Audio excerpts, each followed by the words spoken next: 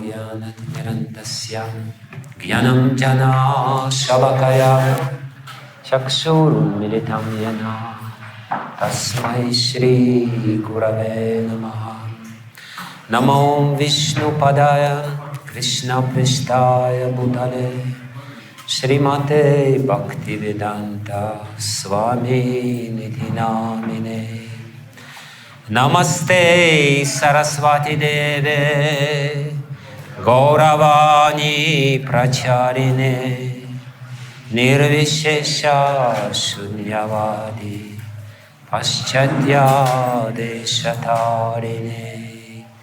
नमो विष्णुपदाय कृष्णपृष्ठाय भूतले श्रीमते भक्तिसिद्धान्ता सरस्वती नामिने। श्रीवर्षभानवि देवी दयितया कृपब्धये कृष्ण संबंध विज्ञान दैने प्रभवे नमः। माधुर्योज्वल प्रेमध्या श्री रूपानुग भक्तिदा श्री गुरा करुण शक्ति विग्रहाय नमस्तते। नमस्ते गौरवाणी श्रीमूर्तये दीनतारिणे रूपानुग विरुधापसिद्धंत द्वंद्व हारिणे। वंशकल्पतरुभ्यश्च कृपा सिन्धुभ्येव च पतितं पावनेभ्यो वैष्णवेभ्यो नमो नमः। श्री कृष्ण चैतन्य प्रभु नित्यानंद श्री अद्वैत गदाधर शिवासदि गौर भक्त वृंद। हरे कृष्णा कृष्णा कृष्ण हरे हरे हरे राम राम राम हरे हरे। हरे कृष्णा कृष्णा कृष्ण हरे हरे हरे राम राम राम हरे हरे। अन्तः प्रविश्य मम वाचिमं प्रसूतं सञ्जीवयात किल शक्तिधरः स्वतं नन्यंश्च हस्तचरण श्रवणात् वागादिं प्रणान्। नमो भगवते पुरुषाय तुभ्यं।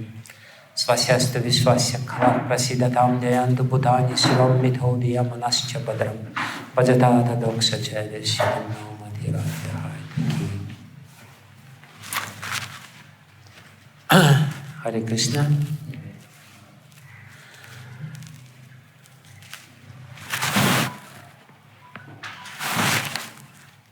So today we are celebrating the Tirobhav Mahotsav of a great acharya, the spiritual master of His Divine Grace A.C. Bhakti Vijnana Goswami Srila Prabhupada, His Divine Grace Bhaktisiddhanta Sarasvati Thakur Prabhupada. And it's appropriate to speak about him on this day, to meditate on his personality, his achievements, his desires, and ultimately on his mission.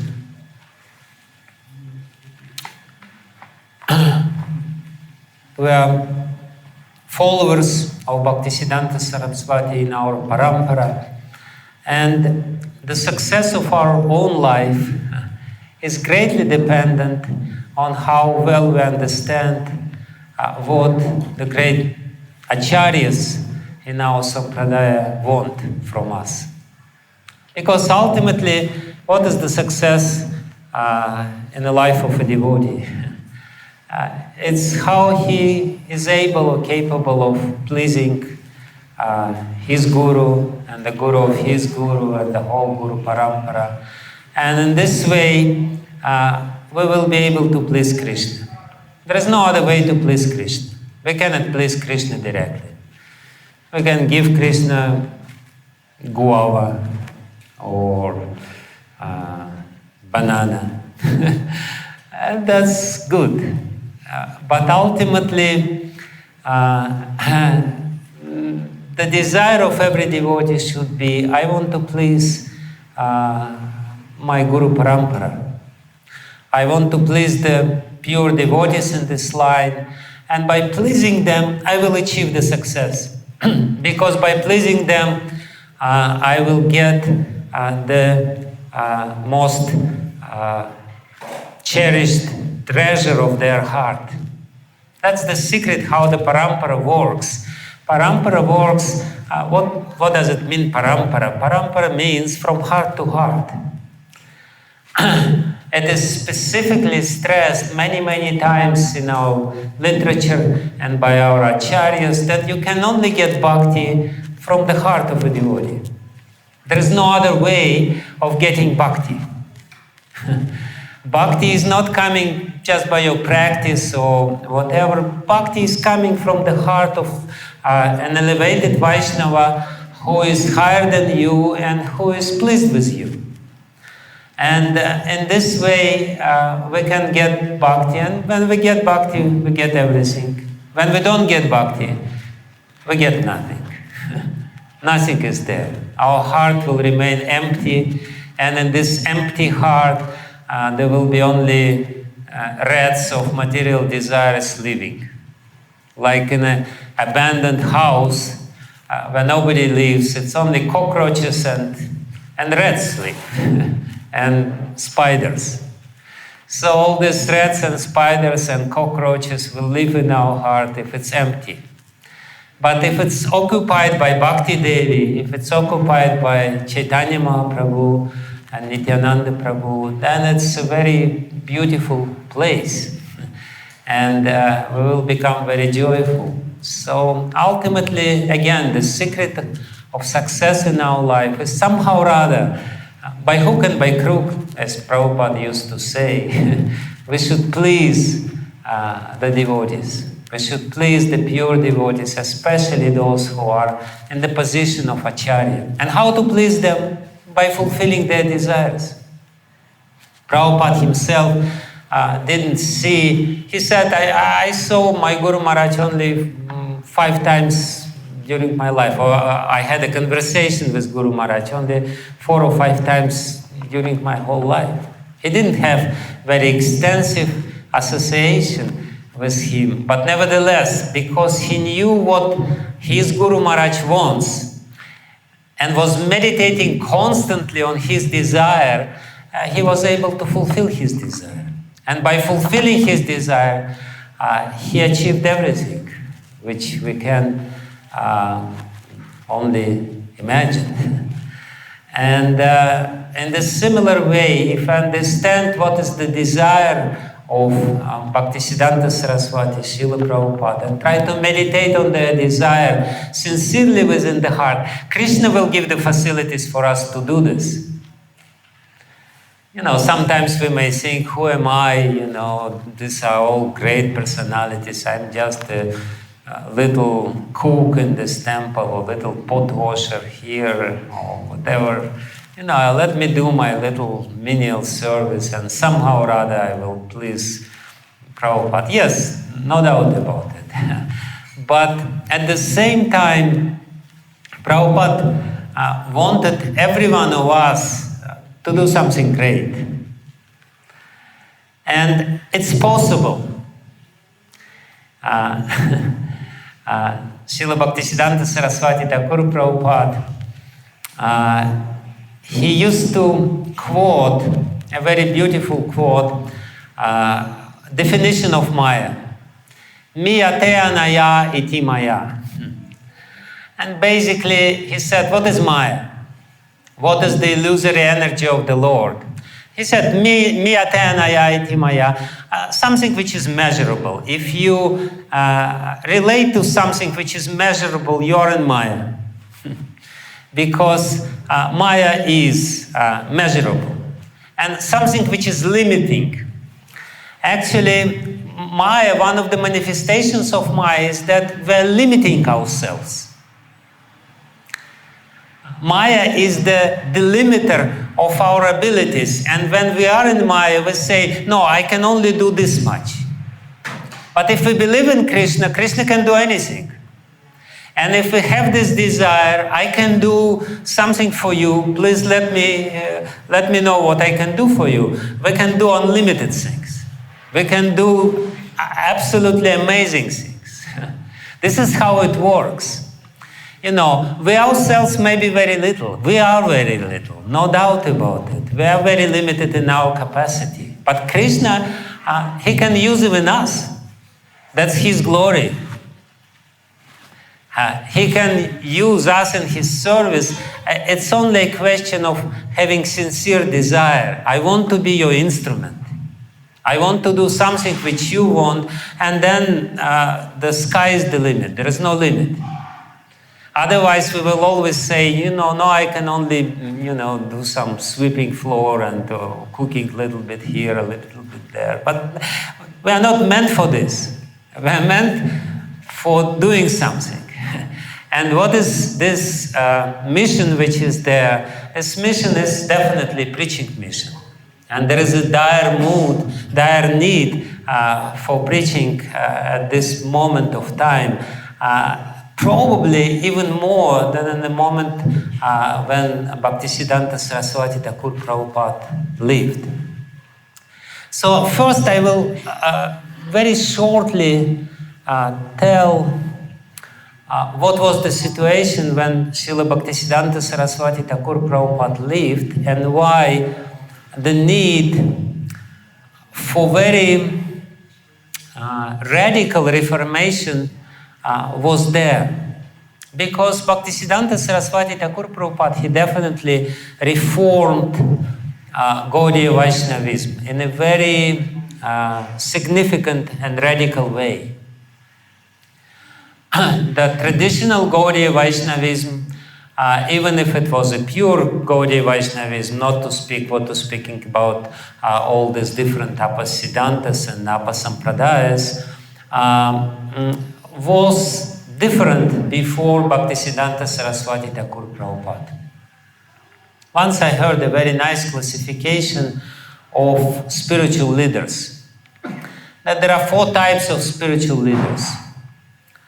The first type of spiritual leader is the leader who is God-sent.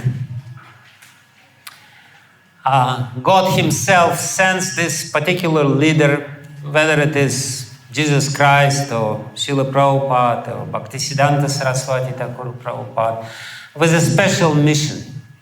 According to his plan, according to his desire, he sends special souls who have a very special type of service, and this type of service is Sakalineha Mahata Yoga Nashta Parantapa, to more or less reform the religion which has been destroyed by the time, by the powerful force of time. Sakalineha Mahata Yoga Nashta. Religion is meant to connect the human soul with God, and therefore it's called yoga. Yoga means connection, and the very word religion from Latin re-ligare. Ligare means to connect. Re-ligare, to re-establish the connection. So basically the word religion literally means yoga. And Krishna says that the powerful influence of time is such that from now, every now and then, this connection or this ability to connect the souls with God is being destroyed by the powerful force of time.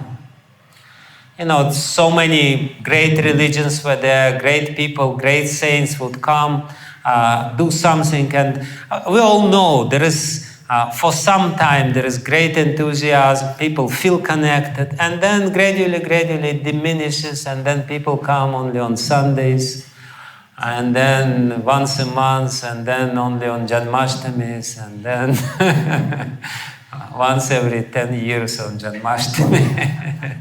And this is how it goes on. It's just, it's just the way of life. This is the material life, because we are forgetful human beings.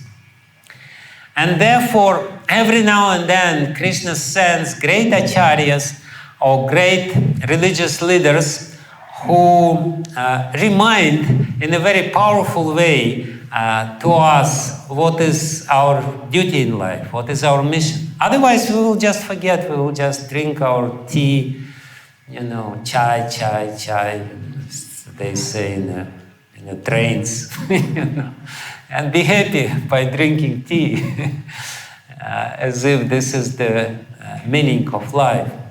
So this is the first type of religious leaders, and what they do, they usually they destroy the remnants of the old religious institutions, and they build new religious institutions by introducing new traditions, by introducing new principles even. Because they know that the religion which was there before doesn't work anymore.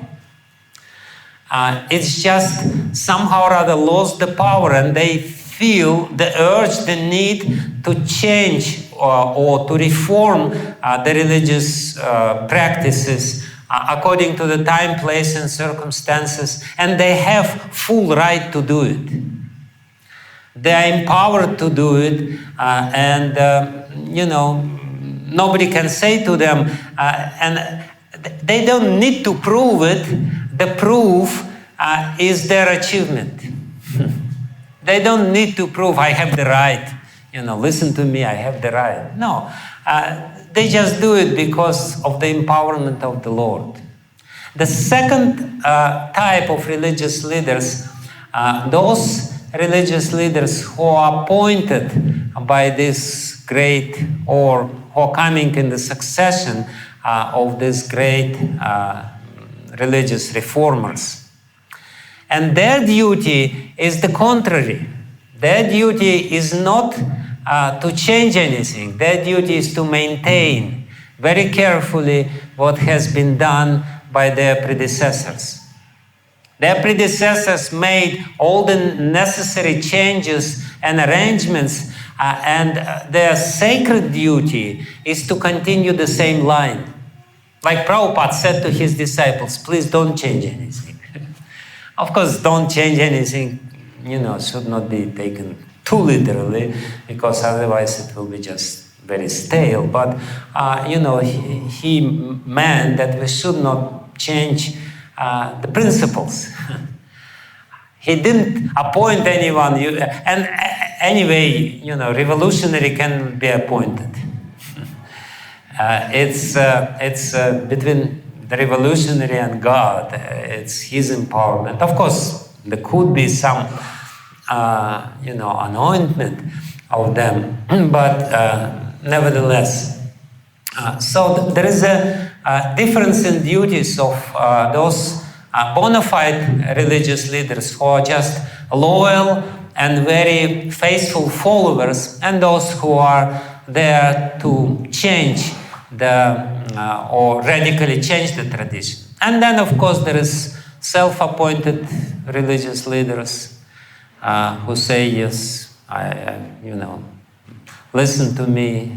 And then there are some totally bogus religious leaders. Anyway, let's not talk about them. We're concerned with two types of bona fide leaders, and Bhaktisiddhanta Sarasvati for sure was or belonged to the first type of religious leaders.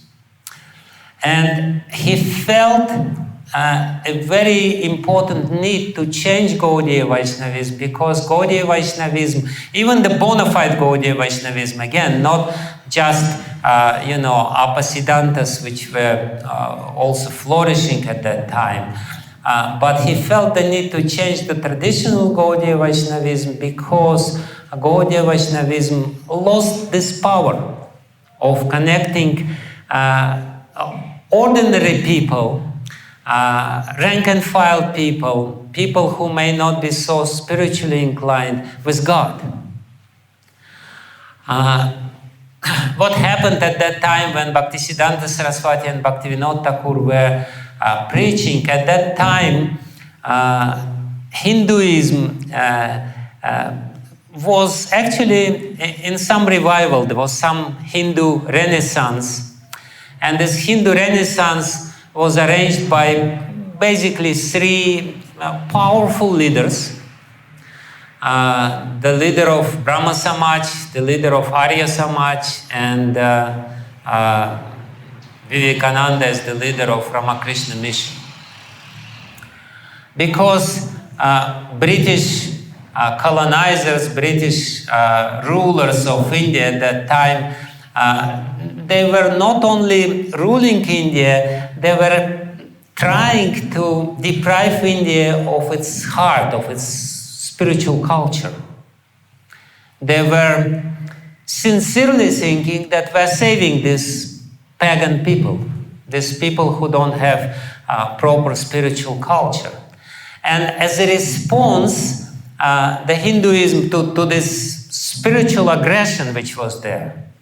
The problem of British rule was not only, the authoritarian rule or whatever, but it was a spiritual aggression, the desire to destroy the spiritual culture, the spiritual inheritance of India. So as a reaction of this Brahma Samaj and Arya Samaj and Vivekananda, Ramakrishna Mission, they all appeared and they were powerfully resisting to this. But their technique was actually worse than British rule in one sense. Because Vivekananda was famous, he said that it's better to play football than to read Bhagavad Gita. You get more benefit by playing football. That was his, that was his response to the spiritual aggression of Britishers. He basically adopted the customs of Britishers. He said it's better to water Begum, brinjal, than tulsi. Why do you need tulsi? Brinjal you can at least eat, and tulsi, I don't know what you need it for. That was his idea.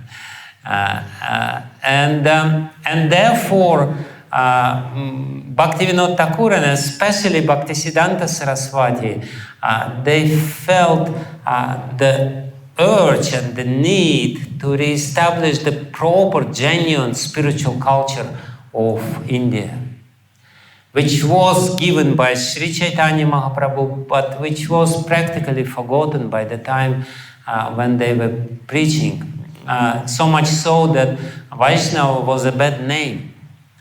If you call somebody Vaishnava, it's just as if you are blaspheming him. Vaishnava was a synonym of a beggar, of somebody who is useless, who doesn't have any dignity and ability to live the proper life. So, and on the top of it, there was a lot of problems, and on the top of it, the main problem was that those Gaudiya Vaishnavas who were following, or so-called following of Gaudiya Vaishnavism or Chaitanya Mahaprabhu, they were completely immersed or completely adopted this hereditary sort of succession. When the proper spiritual life and the energy which comes with the spiritual life, if you have the spiritual connection, you feel immense influx of energy, spiritual energy, and you want to do something. This is how connection works.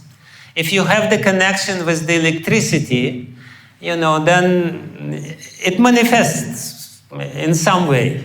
Either it's electric bulb which is working, or the fan which is rotating, or something. So you cannot say that I have spiritual connection and then don't do nothing. So how you're connected? If you're connected with the spiritual realm, with this realm of spiritual energy, it will manifest in, you will feel the urge, the need to do something because you have so much energy. Otherwise you will be just blown up by this influx of spiritual energy. So, but when the religion becomes in decline, dharmasya glanir, glani, as Krishna says in Bhagavad Gita. When this decline of religion takes place, then the connection becomes very weak, and it's become a traditional religion. And traditional religion basically means you don't do anything. You just don't do anything. You're just traditionally religious. That's it. You just call yourself Christian, you call yourself Muslim, you call yourself Vaishnava, whoever you want to call yourself. It doesn't matter. And in case somebody will doubt that you are this, you will always show, see, I am a Vaishnava. I have a proof. Here it is. So, what happened with Gaudiya Vaishnavism at that time, the hereditary Goswamis, the descendants, the material descendants of great followers of Chaitanya Mahaprabhu, who were all great preachers and great devotees, they more or less usurped the right to preach or to practice Gaudiya Vaishnavism. And they all had their followers and disciples, so-called gurus have their so-called disciples. And it's very nice. You are so-called guru, you get the benefits, and here is a so-called disciple, and he says, okay, I'm saved. I'm liberated because I have such an elevated guru who is sitting on a big seat and he's preaching, and he's direct descendant of Nityananda Prabhu, or direct descendant of, Advaita Acharya or somebody else. But it all became a mockery because people didn't really get the connection. They were not doing anything. It was just a formality, for formality's sake. And the first thing which Bhaktisiddhanta Sarasvati Thakur Prabhupada did, he started the war against this hereditary Vaishnavism. He said, no hereditary customs. You're not a Brahmana by hereditary right. Like, we know that varnasrama was on a hereditary right. If you're born in the family of Brahmana, you're Brahmana. If you're not born. And he said, first thing he said, no hereditary spiritual designations from now on. And that created a lot of uproar. Because all of a sudden, somebody who is not even Brahmana by birth, he is giving Brahman thread to his disciples, making disciples from different backgrounds, making them Brahmanas, and saying that everyone else is bogus. That created such an uproar, such a resistance. Several times Bhaktisiddhanta Sarasvati Thakur Prabhupada was threatened to be killed. One time he almost was killed because, the whole parikrama party in Navadvip was stoned by the instigated the caste Goswamis who were, the usurpers of Chaitanya Mahaprabhu. They instigated the crowds of people to stone parikrama party of Bhaktisiddhanta Sarasvati, and they were specifically targeting at Bhaktisiddhanta Sarasvati. They wanted to kill him because he was the enemy number one. So this is the first thing which he did. He said, no hereditary right.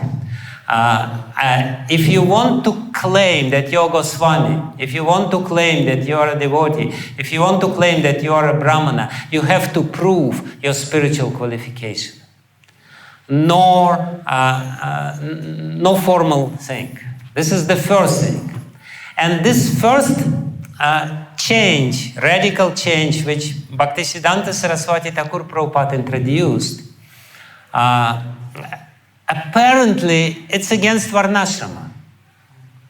Because varnasrama, this is the tradition, how varnasrama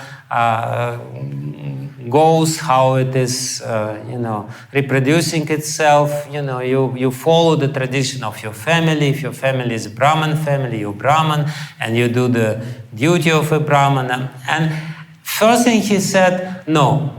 And the second thing he said, he reintroduced varnasrama, which seems to be very contradictory.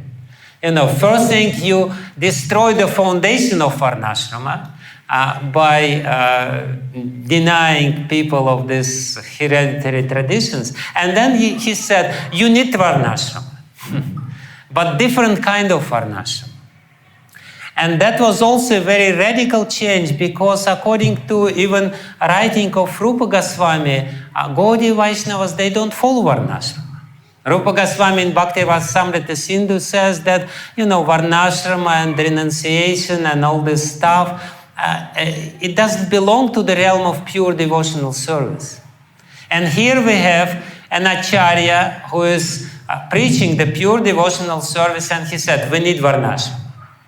But a different kind of varnasrama, not the outdated varnasrama of the old age, which doesn't work anyway, which is also only an instrument of exploitation of people, of the false, of the increasing the false prestige. We need a different kind of varnasrama, and therefore he himself, he took sannyas.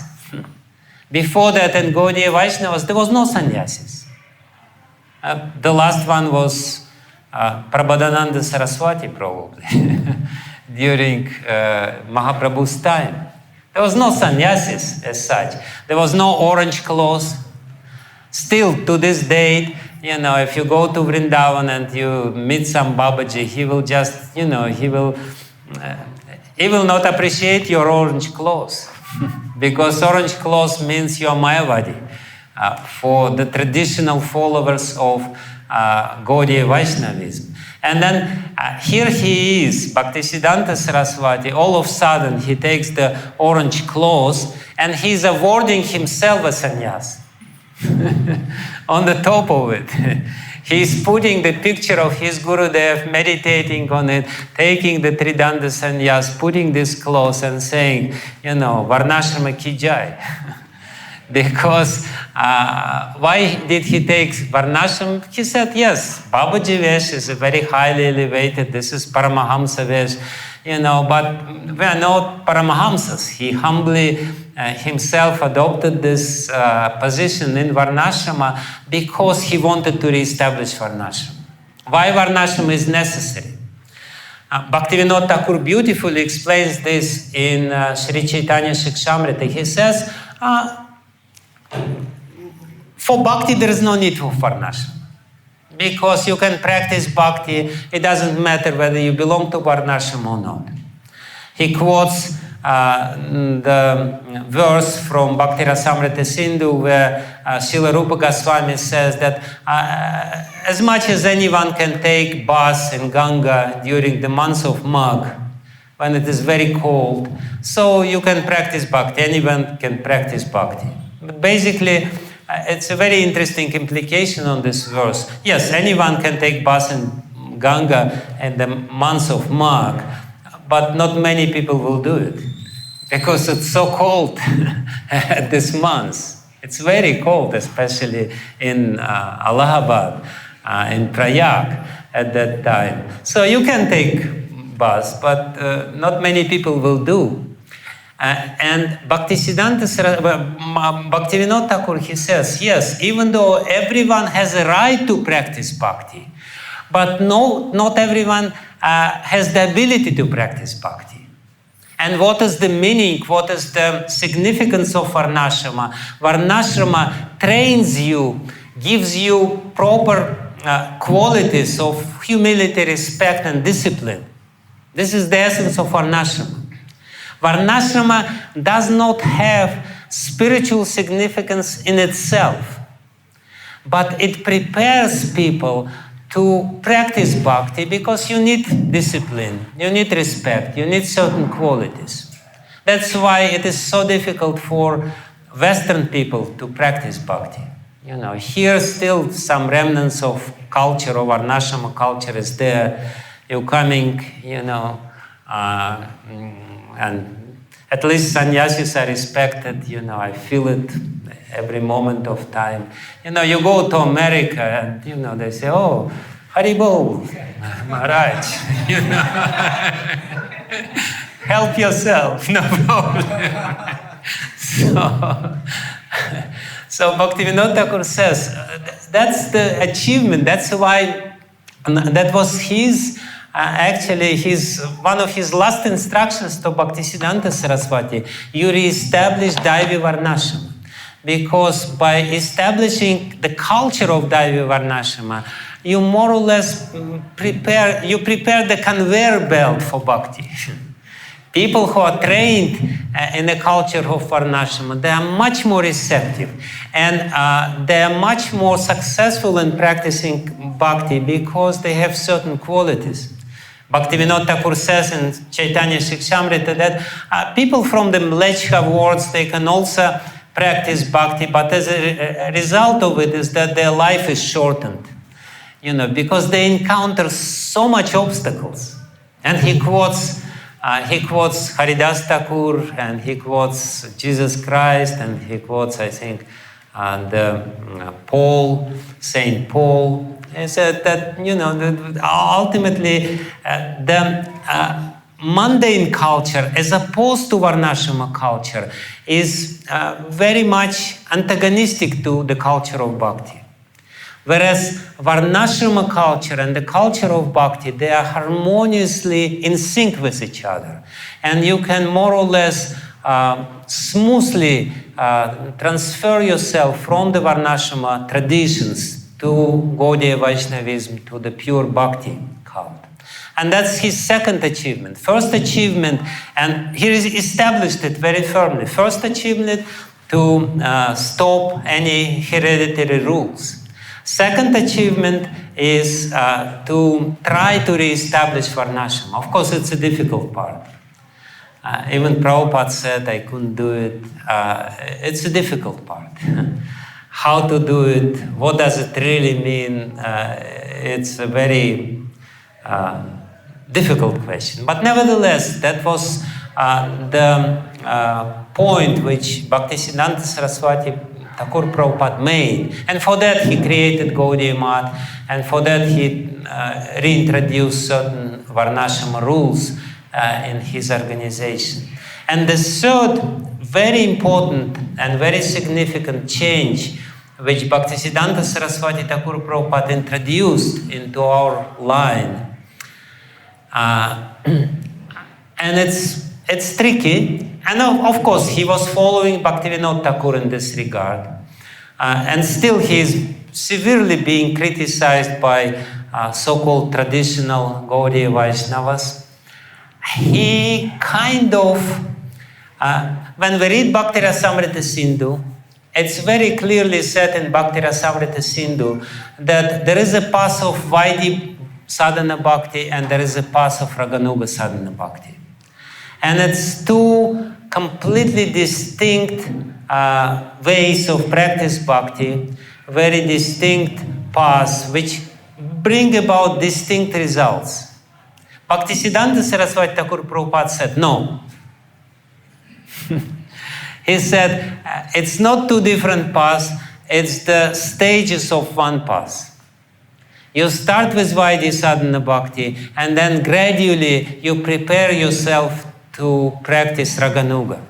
And still, to this date, he is being criticized for this introduction because they say, how you can say this? The Samstapaka Acharya of Gaudiya Sampradaya, Rupa Goswami, very clearly says in Bhakti Rasamrita Sindhu, it's different paths, with different rules, different mood even, and the achievement is different. You can only go to Vaikuntha or to Dvaraka at best if you follow Vaidhi Sadhana Bhakti.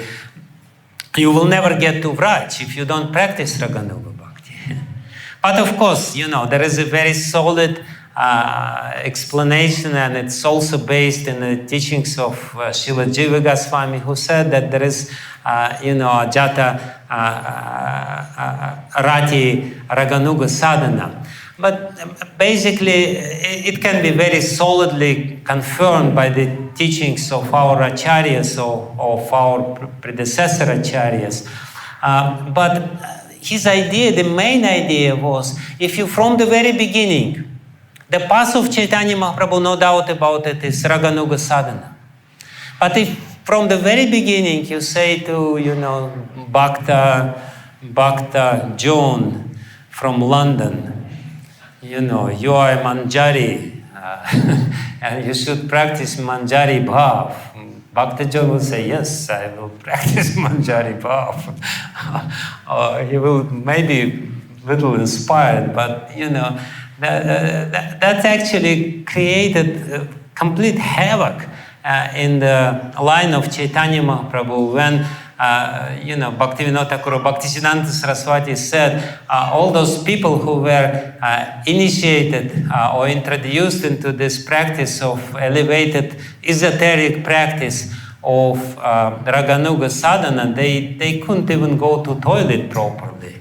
That was the extent of their qualification. They didn't know that they should use water while going in the toilet, but at the same time they were practicing some meditation on Manjari Bhav. So he said, first you reform yourself. First you follow very strictly the rules, but when you're accustomed to follow the rules and regulations, first you adopt the mood of vaidhi sadhana. From the very beginning, we're practicing raganuga because we're attracted to this line of Chaitanya Mahaprabhu, not because of the rules and regulations. We're attracted because there is attraction. We want to chant the holy name and we like to serve the deities, but we do it according to rules and regulations very strictly, and gradually, this spontaneous urge to serve the Lord in a specific mood will appear, no doubt about it, just because of the power of the holy name. Srila Bhaktisiddhanta Sarasvati was very firmly believing in the power of the holy name. Whereas the previous practices and even present day practices, if you go to Radha Kund, they will say, yes, start meditate on Yoga Pit, and they will give you some, yantra and say this is your service in Yoga Pit. But this is actually the distortion of the original teachings of Chaitanya Mahaprabhu. The original teaching of Chaitanya Mahaprabhu, everything is coming from the holy name. The holy name will give you everything. You don't have to artificially meditate on your service.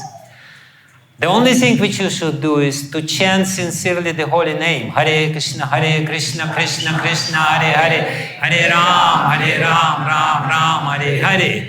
And this is Nama Chintamani's Krishna Chaitanya Rasa Vigraha. This is the Chintamani, this is the touchstone which can give to you everything. And Bhaktisiddhanta Sarasvati, while revolutionizing Gaudiya Sampradaya, actually is bringing it back to the original roots from Chaitanya Mahaprabhu. He is re-establishing the original roots of the teachings of Chaitanya Mahaprabhu. And while doing this, he was reconnecting so many people again with the spiritual world. And the proof is that, thousands of people would join him. Thousands of people, not just, would join him sincerely and would actually change their lives. What is the proof of the actual living religion? The living religion, the proof of living religion is that it is capable of changing your life in a very significant way. You're not living the same, you're not living the same life which you would live. You radically change your karma. You radically change your engagement. Here I am, I'm sitting in front of you, and I'm also living proof of it. I was a scientist, and I was doing my PhD, and I was okay with it. I was not so excited by it, but it was okay. But here I am, 40 years later, I'm sitting in front of you and preaching varnasrama dharma to you in India, or something like this. Why? That's the proof. that the change is there. The radical change, the change of the heart is there. Srila Prabhupada calls the second chapter of the second canto of Srimad Bhagavatam the change of heart. The Krishna consciousness has to bring about this change of heart. And Bhaktisiddhanta Sarasvati, while preaching this Gaudiya Vaishnavism all over India, he was converting. People call it condescendingly conversion, but it's not conversion, it's the change of the heart. People started following in the Gaudiya Vaishnava religion in Madras, in all these places, in Bangalore, where Bhaktisiddhanta Sarasvati opened his places. Why? Because he was in touch with the truth. And while speaking, he was capable of bringing people also in touch with the truth. This is what happens. This is actually the miracle which happens. When Prabhupada was asked, Swamiji, can you show us the miracle? He said, this is my miracle. And he would point out to his disciples. Why it is miracle? It is miracle because, while he is speaking, he is bringing people in touch with the truth. And because this is such a powerful experience, when you are in touch with the truth, you're ready to change your life in a very significant way. You feel this is the truth. And if this is the truth, I cannot live this false way of life which I lived before. My life before was false. And now I'm in touch with the truth. Bhaktisiddhanta Sarasvati Thakur Prabhupada himself, he said about his Guru Maharaj. He said that, when I just was in his presence, I felt the truth emanating from him. And then he said, very interesting and very significantly, then how his initiation ceremony was conducted in a very unusual way, in a very unorthodox way. When he came ultimately to Gorkishore Das Babaji to get his initiation, for a long time Gorkishore Das Babaji was resisting to give him initiation. He didn't want. So the Gorkishore Das Babaji, he took the dust from his lotus feet and smeared this dust from his lotus feet on the head of Bhaktisiddhanta Sarasvati. And Bhaktisiddhanta Sarasvati, he said, the moment that dust from his lotus feet touched my head, I felt completely disconnected with the gross and subtle bodies. And basically what he intimates in this, he immediately felt his spiritual identity. He immediately felt at this moment of time when the dust of the lotus feet of Gorkishore Das Babaji touched his head, he immediately got the spiritual realization, the significant or very essential spiritual realization. So I'm a little chaotic in my presentation, but the point which I'm trying to make is that Bhaktisiddhanta Sarasvati Thakur Prabhupada, the great revolutionary, he introduced so many changes for the sake of connecting us to Krishna.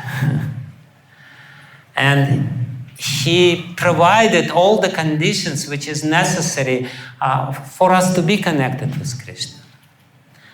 He, like Maharaja Bhagirath, he was instrumental in bringing Ganga to this earth. Ganga is a purely spiritual river.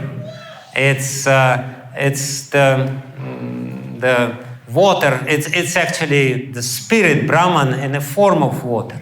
And Maharaja Bhagirath, he brought down Ganga to this earth so that we could take advantage of it and purify ourselves. In the similar way, Bhaktivinoda Thakur, Bhaktisiddhanta Sarasvati, both of them, they brought this Ganga of spiritual energy, connection with Supreme Lord Chaitanya Mahaprabhu to us. And here we are, so many years later, taking advantage of their spiritual feat, spiritual achievement. They brought this flow of the mercy of Chaitanya Mahaprabhu back to this world so that we could get benefit of it and purify ourselves and chant Hare Krishna, Krishna Krishna, Hare Hare, Hare Rama, Rama Rama, Hare Hare. And perhaps because I have to rush a little bit, I wanted to tell a little bit the biography of Chaitanya Mahaprabhu, of Bhaktisiddhanta Saraswati, but I'm sure you all know and you all heard about this many times, so maybe there is no need to repeat it. It's just maybe one significant detail of it, that Bhaktivinoda Thakur called him Bimala Prasad when he was born. And why he was called Bimala Prasad? Because at that time, Bhaktivinoda Thakur, being the magistrate of Puri and superintendent of Lord Jagannath's temple in Jagannath Puri, he was praying very intensely to Lord Jagannath.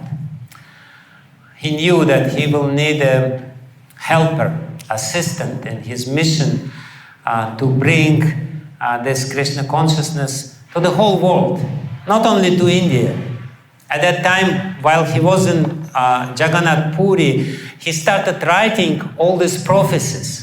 We all heard these prophecies of Bhaktivinoda Thakur, that there will be a day when the people from Germany and from America and from England will join with their Indian brothers and they will chant together the Harinam and they will glorify Sachinandan Gaura Hari, Sachinandan Gaura Hari together, and they will join in Sankirtan. And at that time, it was virtually, it just was a fantasy. An old, or not old, but some elderly man is sitting in Jagannath Puri and fantasizing about this. But he was not fantasizing. He was praying very intensely. Oh my Lord, nothing is impossible for you. Although Lord Jagannath, you can do anything. If you want, you will be able to fulfill this prediction of Chaitanya Mahaprabhu. And he was praying to the Lord Jagannath, please send me an assistant. And when Bhaktisiddhanta Sarasvati Thakur Prabhupada was born, he knew that this is the response of Lord Jagannath. That this is not just an ordinary son. Bhaktivinoda Thakur had 10 children. But he knew that this is a very special son, and therefore he called him Bimala Prasad. Who is Bimala? Bimala is the personal energy of Lord Jagannath. In Jagannath Puri, Bimala occupies a very special position. She is the energy of Lord Jagannath, and he knew that Lord Jagannath sent his very special companion and associate to this material world in the form of his son, and therefore he called his son Bimala Prasad. And we all know that when a few months later, when Jagannath Rathayatra was there, then the wife of Bhaktivinoda Thakur placed a little baby of Bhaktisiddhanta Saraswati in the cart of Lord Jagannath, because the cart stopped just in front of their house. And at that moment, the garland of Lord Jagannath fell from Lord Jagannath on a little baby. And this is called Agyamala. Agyamala means when the deity somehow or other gives his garland, it means that with this garland, the mission is given. It's actually a very significant sign that a special mission was given to Bhaktisiddhanta Saraswati, and Bhaktivinoda Thakur knew it. And we all know that Bhaktisiddhanta Saraswati brilliantly fulfilled his mission despite of so many obstacles. He did virtually impossible things, turning all the India into into the place where Lord Chaitanya Mahaprabhu and his teaching is known. And in this way, he was fulfilling the prediction which was there before in Padma Puran. Because in Padma Puran, very significantly, it is said that all the four sampradayas will come to Jagannath Puri. And in Jagannath Puri, they will all merge, and there will be one sampradaya which will spread all over India. So this prediction was there, and it was definitely Bhaktisiddhanta Saraswati who fulfilled this significant prediction from Padma Puran. But he wanted the whole movement to be spread all over the world. And that didn't work. He sent his emissaries, ambassadors, he sent his sannyasis, he sent significant amount of money to the West for the Western preaching, but nothing worked. He was actually very, very sad about this. And but because that was his desire, his ardent desire, Chaitanya Mahaprabhu's mission should spread all over the world. He told to one of his Bhaktisaranga Goswami Maharaj, who was actually blood descendant of Nityananda Prabhu, who became his disciple and later took sannyas. He sent him to the West. He sent him to England, to Great Britain, to preach Chaitanya Mahaprabhu's mission. And he told him, if you need to feed these people with meat because they are accustomed to it, give them meat, no problem. I give you the permission. And he told him specifically, he actually, Bhaktisiddhanta Saraswati himself, he initiated this student preaching. He said, you open the hostel in the campus for the students, and if need is there, you feed these students with the meat, no problem. But let them chant, Hare Krishna, Krishna Krishna, Hare Hare, Hare Rama, Hare Rama. It doesn't mean that you should start eating meat now and chant Hare Krishna, but he gave this license to his followers. Why? Because this desire was so strong. He knew that this is the desire of Chaitanya Mahaprabhu. And this is the point from which I started our discussion, is that we should understand what is the desire of our predecessor acaryas and try to fulfill the desire. What is the desire of Bhaktisiddhanta Saraswati? His desire was to preach everywhere, to basically anyone. So that people would be connected with Chaitanya Mahaprabhu and his mission. And especially he wanted to preach in the West. And there is a beautiful story, which will be the last story which I tell. Bhaktisiddhanta Sarasvati Thakur Prabhupada arranged a big parikrama in Navadvip. And on the last day of parikrama, the parikrama lasted for 10 days, and there was a huge camp. Thousands of people came for this parikrama. Bhaktisiddhanta Saraswati was conducting the parikrama. I don't know how they were speaking without the microphones and loudspeakers. At that time, there must be some miraculous something. But, there was, on the last day they were in Champahati. Champahati is a beautiful place of Jayadev Goswami. And there was a big crowd of people. And in front, they were sitting brahmacharis and sannyasis, the renunciates, and a lot of simple people were there taking part in this parikrama. And on this last day of parikrama, one of the emissaries of Bhaktisiddhanta Saraswati came from the West. He achieved some success, but not really successful, not really significant success. He was celebrated that he came from Britain and he was the preaching the message of Chaitanya Mahaprabhu in the West. But Bhaktisiddhanta Saraswati was not really happy with him. Not at all happy. And in front of everyone, on the last meeting of this last day of Parikrama, he started speaking that this is the desire of his mother. His mother's name was Bhagavati Devi, and she said she was a pure devotee. And she blessed me. She blessed me that I should spread this teaching of Chaitanya Mahaprabhu all over the world. And because she is a pure devotee, her desire must be fulfilled. And he was going on talking about the significance, how it is important to preach to the people in the West. And then he was looking front, and in the front sannyasis and brahmacharis were sitting. He was intensely looking in different people, different personalities. And all of a sudden he turned left. And on the left there were some other people. Some grihastas were sitting, his disciples. And all of a sudden he started looking at somebody. And then he says, because my mother said that this movement should spread all over the world, it will happen for sure. And I predict that somebody who is here now will do it.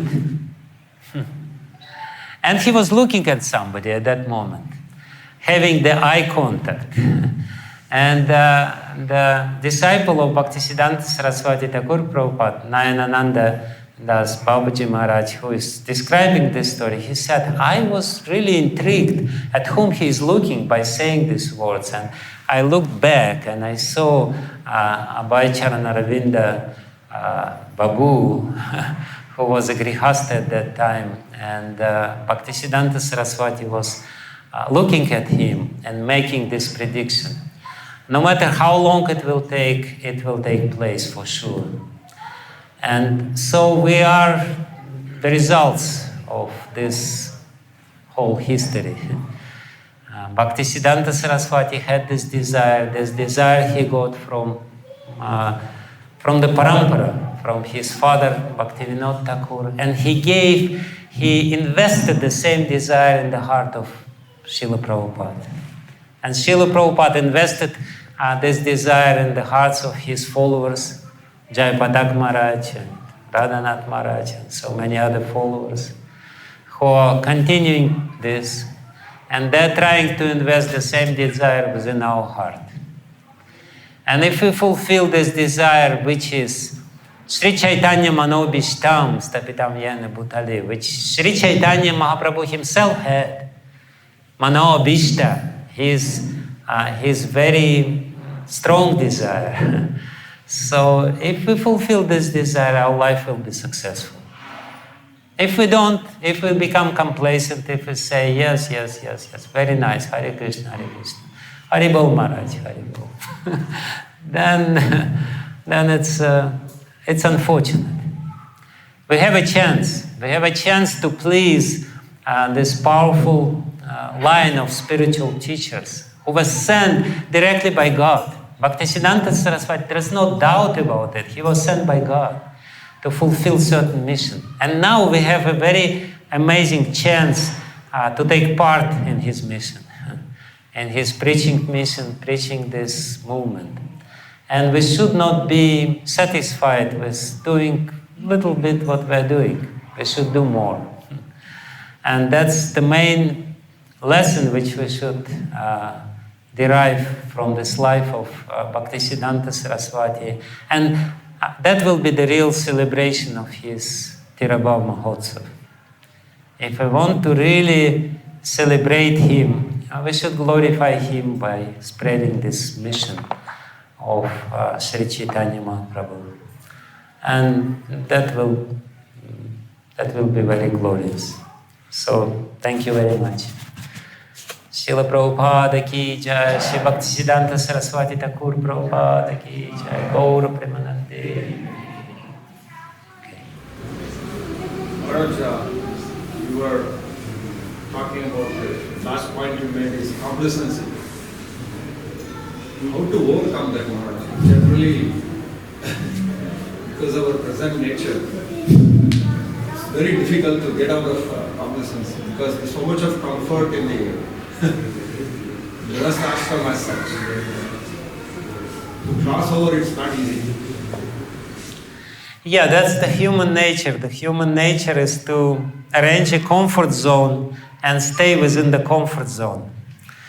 But we really have to understand that as long as we stay in the comfort zone, nothing good will happen to us. You cannot really achieve anything while staying in the comfort zone except of being comfortable. So, but that's not a big achievement of being comfortable. Bhaktisiddhanta Sarasvati Thakur Prabhupada, he himself said that, he was doing some preaching work and there was so many obstacles and he became so enthusiastic and ecstatic about it. He said, so many obstacles, we must be doing something right. That's the sign that we're doing right. If there is no obstacles, it means that, we're doing something wrong. If there is some obstacles, it means that we're doing something right. So you have some, task in front of you. There is this unfinished building which you're supposed to do. But anyway, if we're intelligent enough, we should be willingly going out of the comfort zone. We should understand that comfort zone is actually not what we need. Even though the part of us will always say, there's, such a comfortable sofa and TV is there and YouTube is there, just get comfortable. No, but we should do something. And that will give us much more happiness.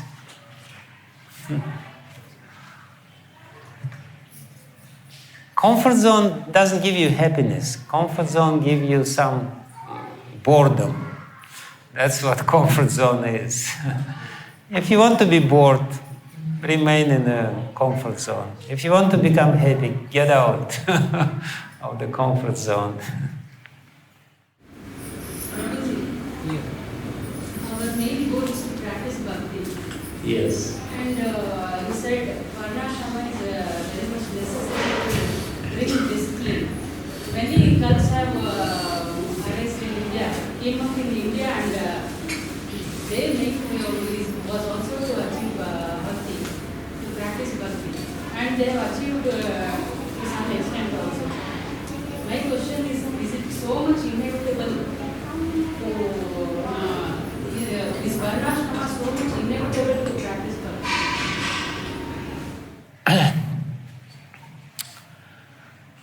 Thank you very much for this very thoughtful question.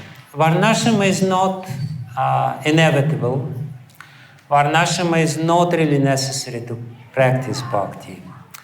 But varnasrama is an indirect way of achieving bhakti or coming in contact with devotees.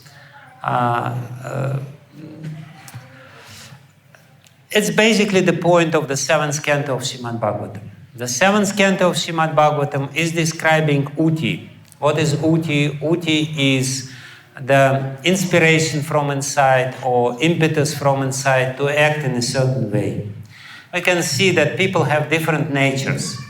And some people are more saintly, they are more inclined for some pious work, and some people are outright impious. And they don't want to become pious. So, if you look at this situation, you will ask, how is it possible? God is impartial. Why He created these different natures? Why some people are of this nature, other people are of that nature? And the 7th canto explains that ultimately this nature which we have, acquired nature which we have, depends on our previous karma and especially upon our association.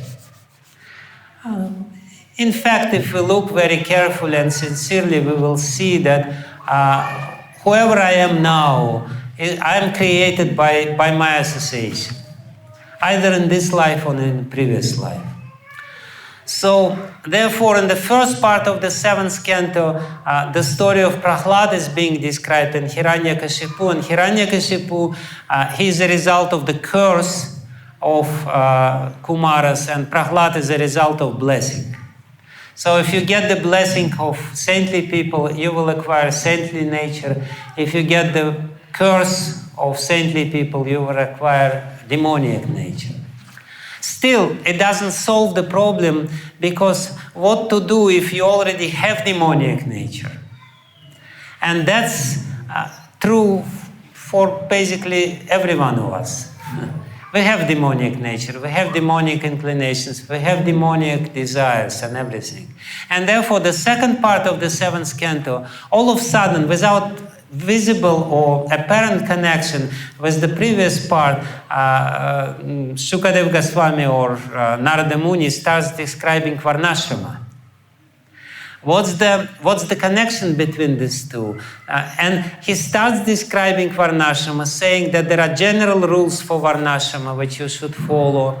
And he ends his description of varnasrama with Guru Bhakti.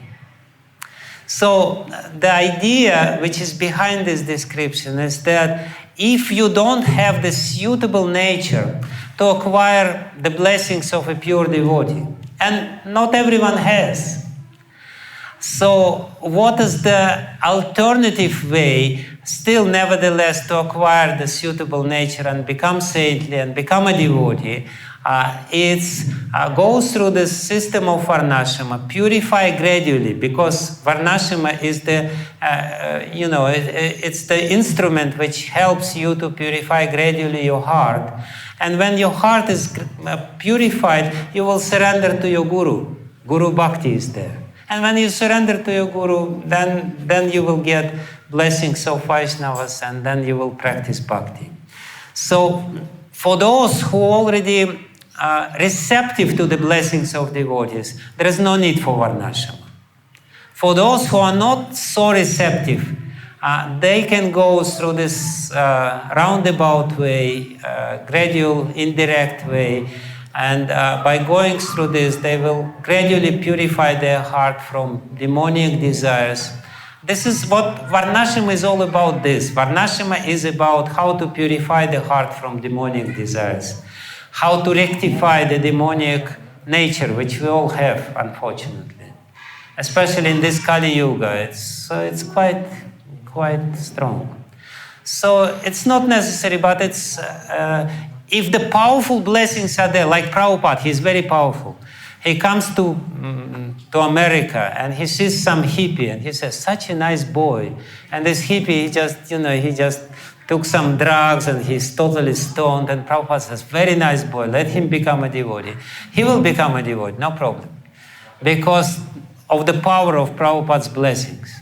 But there is also a more general way of doing it. Just purify your heart, and then you will meet a devotee and you will be receptive to his blessings. Okay? Okay, I guess I should go. Thank you very much. Srila Prabhupada ki jai. Srila Bhaktisiddhanta Sarasvati Thakur Prabhupada ki jai. Bhaktisiddhanta Sarasvati Tirabhav Maha Mahotsav ki jai. Gaura Premanand.